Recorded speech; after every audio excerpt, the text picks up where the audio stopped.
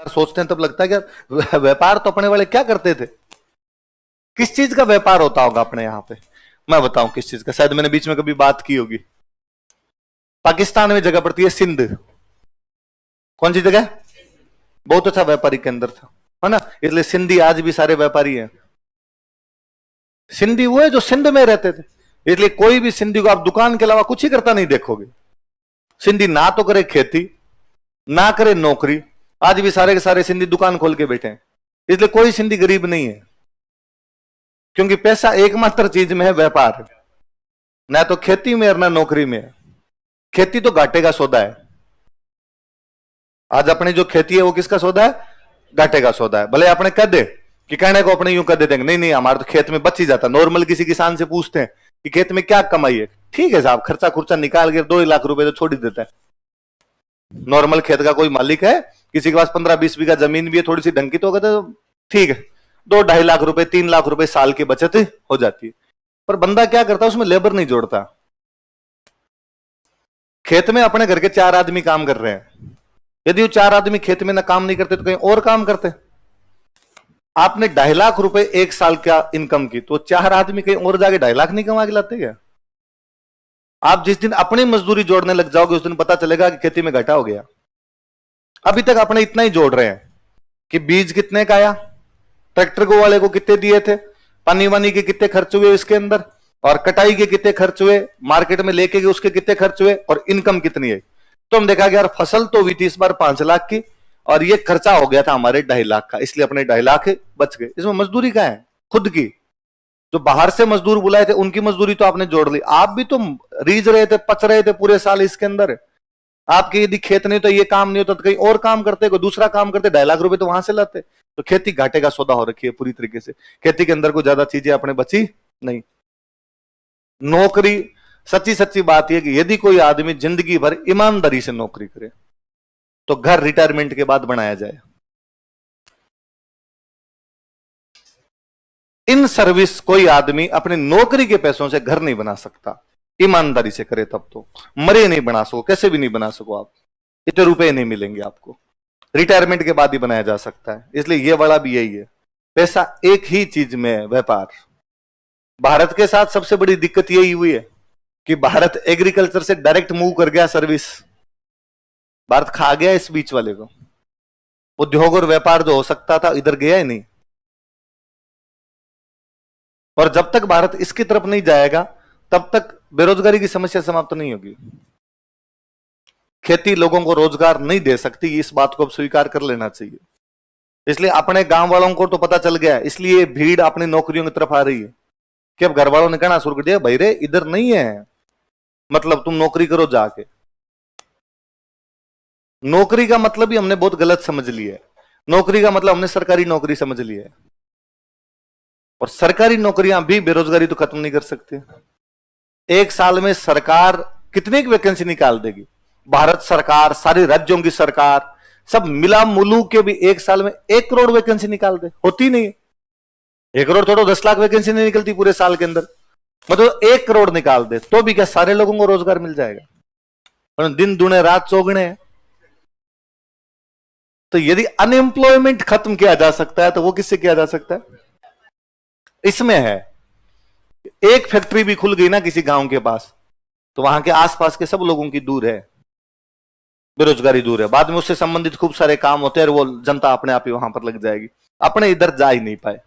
पहले अपने जब राजतंत्रों का दौर हुआ करता तो इधर पाकिस्तान में तो कौन सी जगह पड़ेगी, सिंध। भारत की तब राजधानी हुआ करती दिल्ली, दिल्ली आगरा ये हुआ करते। दिल्ली से आगरा जो भी सामान जाएगा वाया राजस्थान जाएगा। एक बड़ा केंद्र मालवा, मालवा से दिल्ली जो भी सामान जाएगा वाया राजस्थान जाएगा। गुजरात से दिल्ली जो भी सामान जाएगा वाया राजस्थान जाएगा।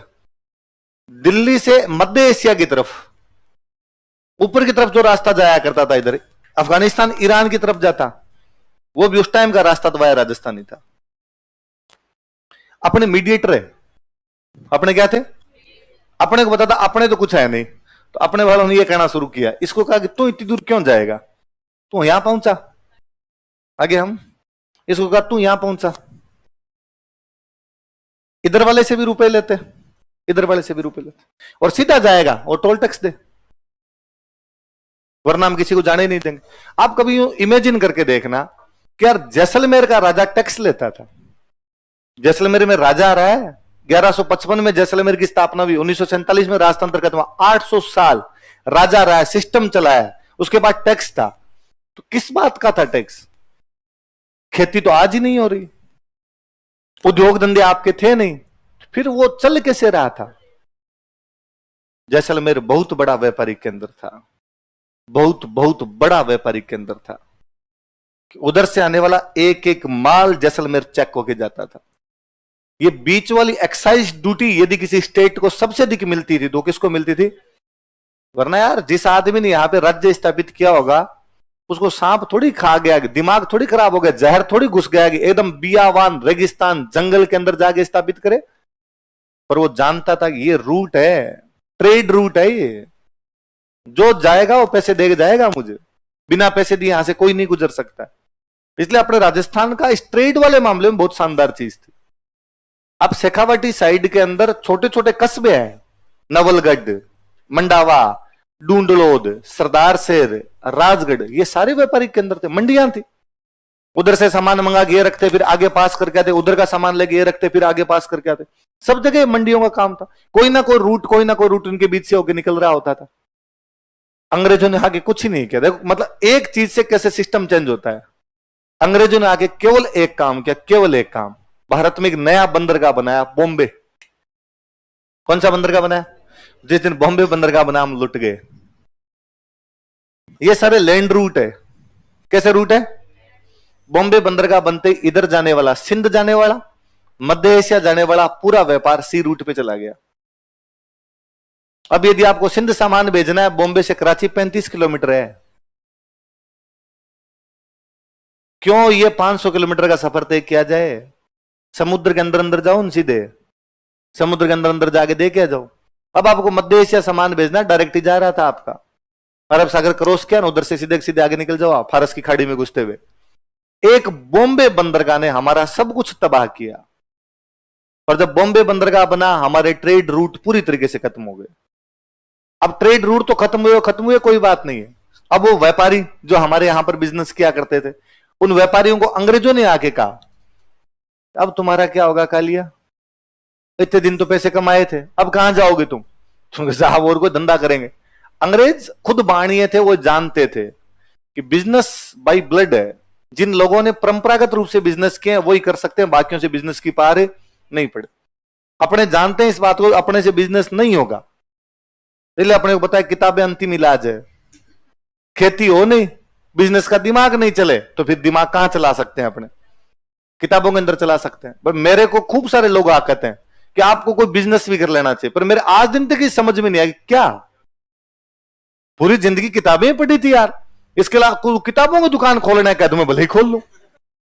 नहीं कि साइड बिजनेस होना चाहिए। मेरे कभी दिमाग में नहीं आया कि साइड बिजनेस नाम की भी कोई चीज हो सकती है, क्योंकि अपने वो है ही नहीं, जेनेटिकली नहीं है, हेरिडिटरी है ही नहीं वैसी उस टाइप की कि अपने ऐसा भी कुछ कर सके। पर अपने बाणिये तो यहां के थे, वो परंपरागत रूप से बिजनेस कर रहे थे। अंग्रेजों ने उन बाणियों को कहा कि तुम बॉम्बे आ जाओ। कहां जाओ? तुम बॉम्बे आ जाओ, इंदौर आ जाओ, सूरत आ जाओ, कलकत्ता आ जाओ, साउथ इंडिया में आ जाओ। वो जानते थे कि मारवाड़ी बनिए बिजनेस बहुत अच्छा करते हैं। अपने बनियों ने कहा भाई हम तुम्हारे वहां छोड़ जाएंगे, क्या मिलेगा? अंग्रेजों ने कहा हम बताते हैं क्या मिलेगा, जमीन फ्री। जहां दुकान खोलोगे वो जमीन क्या है? फ्री। आपका सामान एक जगह से दूसरी जगह जाने का साधन पूरे हमारे। ट्रेन आ गई, चिंता मत करो तुम, तुम्हारा माल बंदरगाह तक पहुंचाना, बंदरगाह का माल तुम्हारे तक पहुंचाना, हम लेके आएंगे। सुरक्षा की गारंटी पूरी, कोई तुम्हारे रुपए खा के भाग गया, हम जाने हमारा काम जाने। अपने किसी बाणिये ने कहा कि साहब पर इतने रुपए नहीं है कि इतनी बड़ी दुकान बाहर जाके खोले कि रुपए दिलवाए, बैंक है हमारे पास, लोन। अपने बाणिये ने कहा कि साहब रुपए डूब गए तो वहां आके रुपए लगाऊं, बॉम्बे का इंश्योरेंस, बैंक, बीमा, ट्रेन, सुरक्षा, जमीन। अपने सारे बाणिये बॉम्बे चले गए, अपने सारे बाणिये कलकत्ता चले गए। अपने सारे बाणिये साउथ इंडिया चले गए। इसलिए भारत का ऐसा कोई शहर नहीं जहां मारवाड़ी बढ़िया नहीं। जहां ना पहुंचे बैलगाड़ी वहां पहुंच गए मारवाड़ी। इसलिए पूरे भारत में से कोई जगह नहीं जहां जोधपुर मिष्ठान भंडार नहीं। अब मतलब नागालैंड चले जाओ, ठेठ कोहिमा से आगे कोई ना कोई मारवाड़ी बैठा है। चाय बागान, सारे आसाम के पूरे चाय बागानों पे अपना कब्जा है। पूरे चाय बागान अपने, छोटे छोटे शहरों से, कोई मंडावा से। अब जाके अंबानी अडानी के पास पैसे हुए हैं। जब लोग कहते हैं अंबानी अडानी के पैसे देखो, वरना गांव में लोग आज ही कहते हैं टाटा बिड़लो है। वो बिड़ला तो हमारे पिलानी का है, छोटा सा कस्बा है पिलानी। अभी भी जाके देखो तो पिलानी गांवड़ा है। यहां से चला गया बिड़ला, पूरे भारत में नाम कमा गया। लक्ष्मी निवास मित्तल पूरी दुनिया का स्टील खरीदता है। उसके पिताजी चूरू के गांव में रहते थे, 2 पीढ़ी पहले, ज्यादा दूर की बात ही नहीं। डालमिया, पिरामल, झुंझुनवाला, ये सारे के सारे अपने। जितने भारत में बड़े बड़े पैसे वालों के नाम गिन लो, इन अंबानी अडानी को टाटा को छोड़ के सारे अपने मारवाड़ से गए। बाकी भारत में बिजनेस सेंस लोगों में था ही नहीं। ये बिजनेस सेंस था ही तो सबसे अधिक किसी के अंदर तो मारवाड़ी लोगों के अंदर था। इसलिए पूरे भारत में ऐसा कहा जाता है कि कोई भी आदमी किसी के भी पैसे खा जाएगा, मारवाड़ियों के पैसे नहीं खा सकता कोई। हर्षद मेहता वाली वो वेब सीरीज देखी, द स्कैम, 1992, उसमें हर्षद मेहता को जो गिराने वाले हैं, सामने वाले जो है, सामने वाला जो अजय केडिया वाला ग्रुप है, तो केडिया राजस्थानी तो है। हमने मारा हर्षद मेहता को, हमने, तू बिजनेस करेगा मतलब गुज्जू, ढोकले फाफड़े खाने वाले तुम बिजनेस करो, और वो हमारे सामने आके और पूरा बर्बाद कर दिया हमने हर्षद मेहता को। बुलबुला था हर्षद मेहता और कुछ नहीं। हमने कहा हमें करना आता, हम परंपरागत रूप से बिजनेस करना जानते हैं। मुकेश अंबानी की बेटी की शादी हुई इस अंबानी पिरामल से। किससे? वह झुंझुनू में गांव पड़ता है बगड़, उस गांव का है पिरामल। आज ही बगड़ के अंदर जाओगे तो जगह जगह है Piramal school, Piramal college, Piramal hospital, Piramal धर्मशाला, पिरामल बस स्टैंड, सब जगह पिरामल पिरामल है। तो मेरे को तो मुकेश अंबानी इसलिए भी अच्छा लगता है कि अपना ब्याई जी है, रिश्तेदार तो है भाई। और नहीं तो कभी ये अंबानी धोख लगाने तो आएगी देवी देवता के, बगड़ कभी तो पधारे, कभी तो आए वो। तो ये बिजनेस वाला बड़ा शानदार था। तो अंग्रेजों ने बॉम्बे बंदर का बनाया, बॉम्बे बंदर का बना के अपने सारे व्यापारियों को और उधर ले गए। तो अपना पूरा व्यापारी क्या हो गया था? चौपट। और अपने व्यापार पे कितनी बड़ी पकड़ है। शिवसेना पार्टी ना, शिवसेना, पता है क्यों बनी शिवसेना? शिवसेना पार्टी किस लिए बनी थी कि महाराष्ट्र की फैक्ट्रियों में साउथ इंडिया के लोग ज्यादा आ गए। महाराष्ट्र की फैक्ट्रियों में साउथ इंडिया के लोग ज्यादा आ गए, साउथ इंडिया वाले ज्यादा है। इसलिए बाल ठाकरे ने पार्टी बनाई और उसने कहा महाराष्ट्र की फैक्ट्री में मराठे काम करेंगे, महाराष्ट्र की फैक्ट्री में साउथ इंडिया वाले काम क्यों करें। अखबार निकालना शुरू किया, अखबार का नाम था सामना। क्या नाम है? सामना। और अखबार में लिखना शुरू किया बाकायदा कि फलानी फैक्ट्री में ये साउथ इंडियन, नाम छापे, इस फैक्ट्री में ये साउथ इंडियन है। दूसरे दिन मराठे के साउथ इंडियन को पीटा, भागो यहां से, पुंगी बजाओ लुंगी हटाओ। साउथ इंडिया वाले लुंगी बांध बांध कहते हैं, इन लुंगियों को हटाया जाए, इनको भगा जाए। पूरे साउथ इंडिया वालों को भगा दिया। अब जब साउथ इंडिया वाले भाग गए, अब वो शिवसेना तो पार्टी फ्रिंज पार्टी है जिसका काम ही लोगों को भगाना था। अब साउथ इंडियन भागे, अब किसको भगाओ? तो फिर नॉर्थ इंडिया वालों पे टूट के पड़े। तो यूपी बिहार वाले वहां टैक्सियां चलाते हैं, तो बाद में कहा भैयों को भगाओ। तो सारे यूपी बिहार वालों को देखते ही कूट देते हैं मराठे। यूपी बिहार वालों को उन्होंने पीटा, साउथ इंडिया वालों को उन्होंने पीटा। कभी सुना कि उन्होंने मारवाड़ियों को पीट दिया? तो बंद हो जाएगा पूरा ढाबा तुम्हारा, तुम्हारी पूरी स्टॉक एक्सचेंज हम चलाते हैं, तुम्हारा पूरा मार्केट हम चलाते हैं। एक दिन मारवाड़ी जिस दिन का देना हम महाराष्ट्र से जा रहे हैं, महाराष्ट्र बर्बाद हो जाए, खाएंगे क्या? भूखे मरोगे तुम सारे के सारे, मजूरियां करते हो हमारे वहां। इसलिए कोई मारवाड़ियों के खिलाफ अभियान नहीं चलाता। कलकत्ता में पूरा मार्केट है जिसका नाम है मारवाड़ी, मारवाड़ी मार्केट। मार्केट का नाम ही मारवाड़ी मार्केट है। कोई कहे देखे ममता बनर्जी की मारवाड़ियों को यहां से भगाएंगे, हम तो फिर ही जोड़े उठा के जाएंगे, फिर तुम क्या करोगे?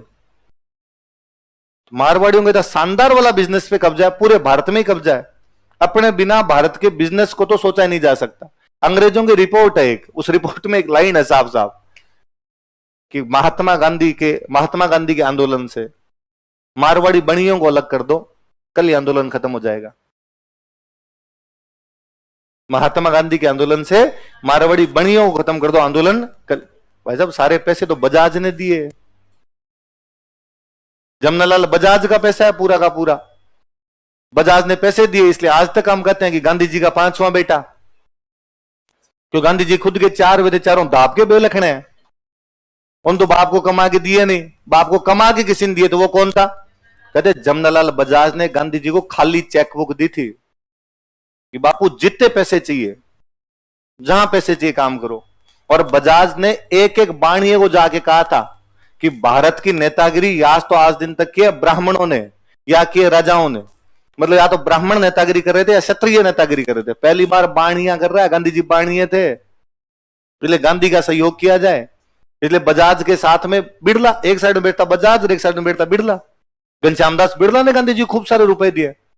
अब गांधी जी जनता के बीच में जाकर कहते कि आज के बाद हम अंग्रेजों का कोई भी सामान नहीं खरीदेंगे। तो जनता को लगता किसकी बात कर रहे हैं? अंग्रेजों के खिलाफ। तो अंग्रेजों का सामान नहीं खरीदोगे तो कौन सा सामान खरीदेंगे? हम स्वदेशी सामान खरीदेंगे, हमारे देश में बना हुआ सामान खरीदेंगे। हमारे देश में सामान बनाता कौन है? बजाज और बिड़ला।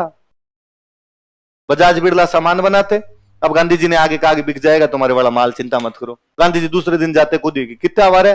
कहा 50 लाख की बिक्री। गांधी ने कहा 10%, 5 लाख अगला आंदोलन करना है। उनका चिंता मत करो, सब आंदोलन। ये रिश्ता क्या कहलाता है? दुनिया में एकमात्र कारण है आर्थिक, इसके अलावा कुछ ही नहीं है। इसलिए अंग्रेजों की रिपोर्ट है पूरी, साहब इन मारवाड़ी बनियों को अलग करो आप। पर अंग्रेज खुद फंसे हुए हैं। अंग्रेजों का खुद का बिजनेस इन मारवाड़ी बनियों पे था। मारवाड़ी बनियों को लेकर करते अंग्रेजों का बिजनेस ध्वस्त हो रहा था। उनका आप चलने दो, जितने साल चल रहा है उतने चले अपने। तो दिखाते रहे। यहां पे तो व्यापार शिफ्ट हो गया था एक बंदर का बनने की वजह से। कौन सा?